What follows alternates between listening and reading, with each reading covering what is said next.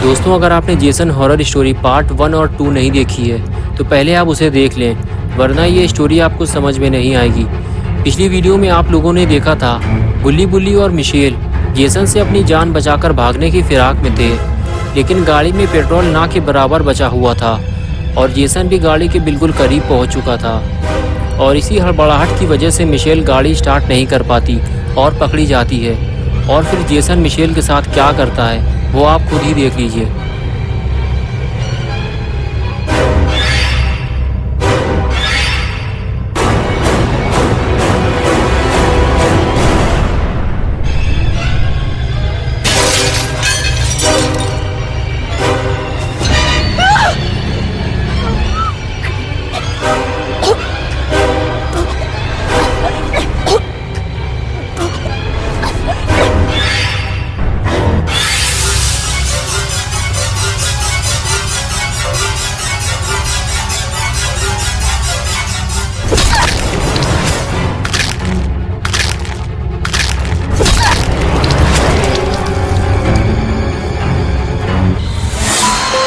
That's my boy.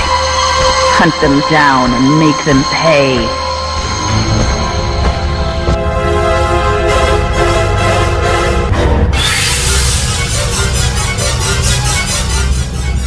और अब आगे की स्टोरी देखते हैं। गुल्ली और बुल्ली की किस्मत अच्छी है कि ये दोनों गाड़ी से बाहर निकलकर भागने में कामयाब हो गए, वरना जेसन इन दोनों को भी मिशेल की तरह मार डालता। लेकिन जेसन इतनी आसानी से तो इन दोनों को यहाँ से नहीं जाने देगा। ये पूरा एरिया जेसन का है और जेसन यहाँ आने वाले किसी भी इंसान को जिंदा नहीं छोड़ता, तो फिर वो गुल्ली और बुल्ली को जिंदा कैसे छोड़ सकता है। जेसन 5 लोगों को पहले ही मार चुका है और अब वो गुल्ली और बुल्ली के पीछे जा रहा है। लेकिन गुल्ली और बुल्ली कब तक अपनी जान बचाकर भागते रहेंगे?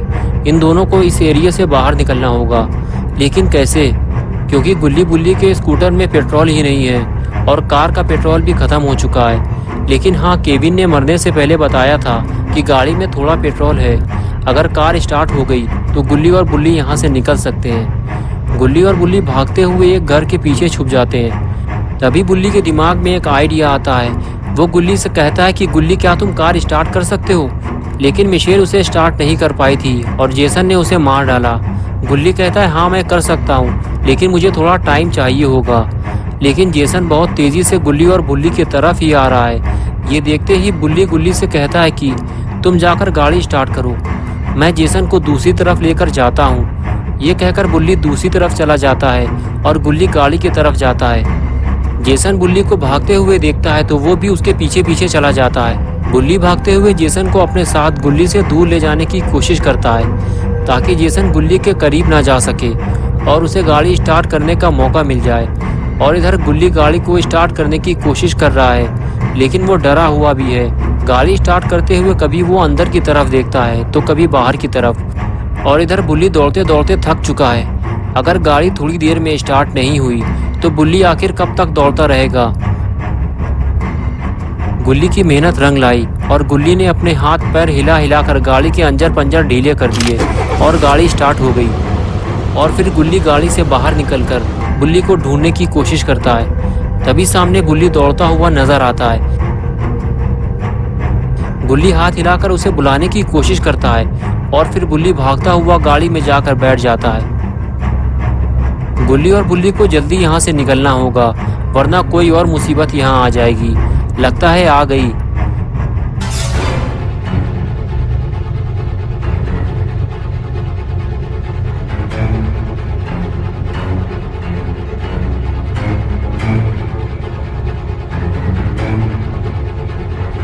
गुल्ली आगे नहीं जा सकता, इसलिए वो गाड़ी को बैक करता है। उसे जो भी रास्ता नजर आए उसे निकल लेना चाहिए ताकि वो जेसन से दूर जा सके। और गुल्ली ऐसा ही करता है और गाड़ी लेकर निकल जाता है और जेसन उसे देखता रह जाता है। लेकिन ऐसा हो ही नहीं सकता कि जेसन उनके पीछे ना जाए। गुल्ली और बुल्ली थोड़ी ही दूर जा पाए थे कि गाड़ी का बचा हुआ तेल भी खत्म हो गया और कुछ दूर जाकर गाड़ी बंद हो गई।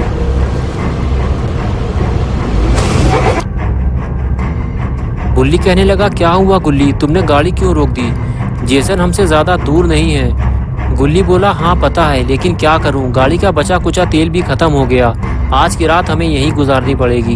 बुल्ली बोला, क्या आज की रात हम यहाँ गुजारेंगे? लेकिन हमें तो ये भी नहीं पता कि ये कौन सी जगह है। और फिर गुल्ली और बुल्ली दोनों गाड़ी से बाहर निकलकर उस जगह को देखते हैं। गुल्ली कहता है कि ये हम कहाँ आ गए? Welcome to Camp Crystal Lake. ये कौन सी जगह है? चलो अंदर चलकर देखते हैं। और फिर दोनों क्रिस्टल लेक की तरफ बढ़ने लगते हैं। गुल्ली कहता है कि मुझे लगता है कि आसपास जरूर कोई झील होगी जिसका नाम होगा क्रिस्टल झील।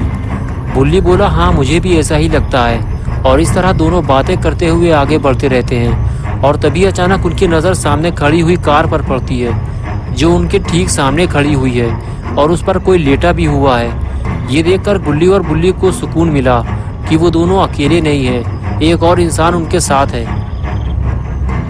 और फिर दोनों उस इंसान की तरफ बढ़ते हैं, इस उम्मीद के साथ कि वो इन दोनों की मदद ज़रूर करेगा क्योंकि उसके पास कार भी है। गुल्ली पास जाकर उसे उठाता है और जैसे ही वो उठता है गुल्ली उससे कहता है कि क्या तुम हमारी मदद कर सकते हो? हमें तुम्हारी मदद की ज़रूरत है। हमारी कार का पेट्रोल ख़त्म हो गया है और वो खूनी जेसन हम दोनों को मारना चाहता है। बुल्ली बोला, तुम हमें घर तक छोड़ दो वरना हमारे साथ साथ वो तुम्हें भी मार डालेगा। जल्दी करो, वो किसी भी वक्त यहाँ आ सकता है। वो आदमी कहने लगा कि तुम लोग क्या कह रहे हो? मुझे कुछ भी समझ में नहीं आ रहा। ये कार मेरी नहीं है, ये कार टोनी की है। वो रहा टोनी, वो जो काला पीला आदमी है ना, वही है टोनी। ये कहकर वो फिर से सो गया। गुल्ली और बुल्ली टोनी से मदद मांगने आगे चल दिए। अगर टोनी ने भी गुल्ली और बुल्ली को इनकार कर दिया तो फिर गुल्ली और बुल्ली घर नहीं जा पाएंगे। ये इन दोनों के पास आखिरी मौका है। गुल्ली और बुल्ली जैसे ही झील के पास पहुंचे तो उन्होंने देखा कि वहां 3 लोग और मौजूद हैं, लेकिन इनमें से टोनी कौन है? बुल्ली ने आगे बढ़ते हुए पूछा कि तुम में से टोनी कौन है? तो नाव में बैठी हुई लड़की ने कहा, क्या काम है तुम्हें टोनी से? वो दारू पी के ढेर हो चुका है। लेकिन तभी टोनी उठकर बैठ जाता है और गुल्ली बुल्ली से पूछता है कि क्या काम है तुम्हें मुझसे? क्यों गधे की तरह चिल्ला चिल्ला कर मेरा नाम पुकार रहे हो? गुल्ली बोला, टोनी भाई हमें तुम्हारी मदद की ज़रूरत है। क्या तुम हमें हमारे घर तक छोड़ सकते हो? मेरी कार का पेट्रोल ख़त्म हो गया है और एक पागल खूनी जिसका नाम जेसन है वो हमें मारना चाहता है। वो किसी भी वक्त यहाँ आ सकता है। टोनी बोला, कहीं तुम जेसन वोरहीस की बात तो नहीं कर रहे हो? लेकिन वो तो मर चुका है। गुल्ली बोला, वो जिंदा है। उसके चेहरे पे मास्क है और उसके हाथ में एक तलवार है और वो इधर ही आ रहा है। ये सुनते ही टोनी उठकर खड़ा हो गया और सामने बैठे हुए अपने दोस्त से बोला कि जल्दी पुलिस को फ़ोन लगाओ और बताओ कि एक पागल खूनी यहाँ घूम रहा है, हमारी जान को खतरा है। लेकिन टोनी का दोस्त कहने लगा कि किसी ने जेसन का मास्क पहनकर इन दोनों को डरा दिया होगा, तुम डरो मत यार। तभी बुल्ली बोला, उसने हमारे सामने 5 लोगों को मार डाला है और तुम्हें ये सब झूठ लग रहा है? और तभी पीछे से टोनी आया और कहने लगा, चलो मेरे साथ, मैं तुम लोगों को तुम्हारे घर छोड़ देता हूँ। और इधर टोनी के दोस्त ने बात को सीरियसली लेते हुए पुलिस को फ़ोन कर दिया। और इधर गुल्ली बुल्ली टोनी के साथ घर चल दिए। लेकिन आगे कोई रास्ता न होने की वजह से गुल्ली और बुल्ली को वापस उसी रास्ते से जाना पड़ा जहाँ से वो आए थे।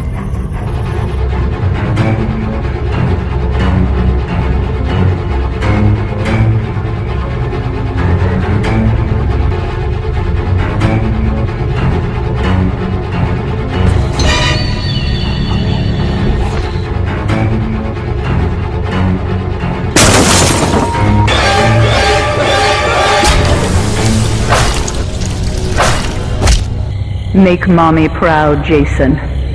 Don't let them escape. Jason ने टोनी को मार डाला। ये देखकर गुल्ली और बुल्ली गाड़ी से निकलकर बाहर भागे। जेसन इतनी जल्दी यहाँ पहुँच जाएगा ये तो गुल्ली और बुल्ली ने सोचा ही नहीं था।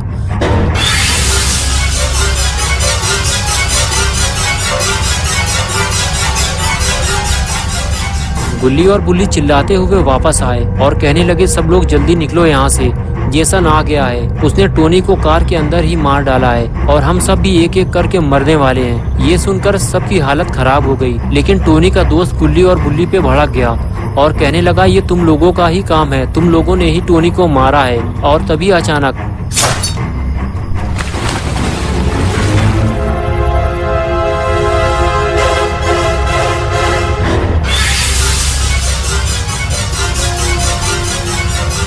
तभी वो लड़की कहती है उसे गोली मार दो। टोनी की राइफल टेंट के अंदर रखी हुई है। गुल्ली फौरन भागते हुए टेंट के अंदर जाता है।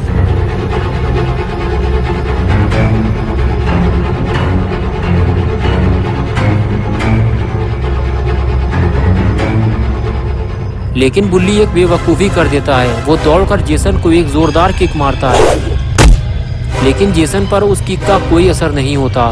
बुल्ली खुद उल्टा मुसीबत में फंस जाता है। लेकिन तभी गुल्ली राइफल ले आता है और देखते ही देखते वो जेसन को गोली मार देता है। Jason, my boy, do you know what your gift is? No matter what they do to you, you cannot die. You can never die. लेकिन जेसन मरता नहीं है। वो थोड़ी देर के लिए फ्रीज हो जाता है और तभी बुल्ली दौड़ता हुआ जाता है और जेसन का मास्क उतारने की कोशिश करता है और कुछ ही देर में वो जेसन का मास्क उतार लेता है। लेकिन बुल्ली ने जेसन का मास्क उतार के अच्छा नहीं किया। तो क्या होगा अब गुल्ली बुल्ली के साथ, और आखिर क्यों मारता है जेसन बेकसूर लोगों को, ये हम देखेंगे पार्ट 4 में। तो दोस्तों, अगर आपको ये स्टोरी अच्छी लगी है और आप पार्ट 4 देखना चाहते हैं तो इस वीडियो को लाइक करें, चैनल को सब्सक्राइब करना और बेल आइकन दबाना ना भूलें।